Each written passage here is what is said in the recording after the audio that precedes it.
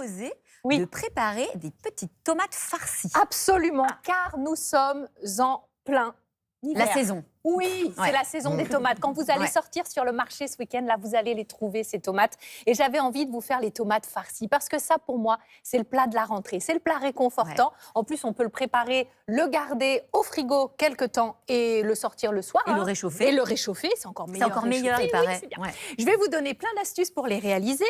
Par quoi commencer? Parce que j'ai beaucoup de choses à vous dire. Peut-être d'abord la liste des ingrédients. Oui, ça sera ça peut déjà ça servir. de fait. C'est On a pas mal besoin de commencer à de cuisiner avec les tomates. ingrédients. On va prendre des cœurs de bœuf, on y reviendra. Et puis à l'intérieur, eh bien, on va mettre du bœuf haché mélangé à de la chair à saucisse. On va évidemment donner du goût avec de l'ail, de l'oignon. Il nous faudra une tranche de pain avec un petit peu de lait pour éviter que ça ne dessèche trop. Là encore, La c'est une viande. petite astuce. La viande, du persil, de la chapelure, du vinaigre balsamique. Bref, allons-y. Alors, on va commencer de retour de marché par nettoyer nos tomates. Donc, on est sous l'eau, on les prépare avec amour. Et regardez, je vais couper la base du fruit, pas là où on prend le petit chapeau d'habitude. Voyez? Oui, je les retourne, je vais les mettre à l'envers. Elles vont être bien stables de cette façon. Et oui, et vous allez... Oh, j'ai trop de choses à vous dire. Vous mettez du sel à l'intérieur, vous les laissez dégorger pour que l'eau de végétation s'en aille, qu'elle ne rende pas trop d'eau à la cuisson. Et on peut la garder.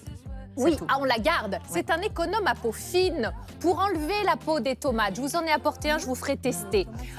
Oui, pour les tomates farcies, parce qu'on va garder cette petite base qu'on a coupée, on va la faire concasser avec un oignon coupé en petits morceaux, avec de l'ail, on va faire revenir tout ça.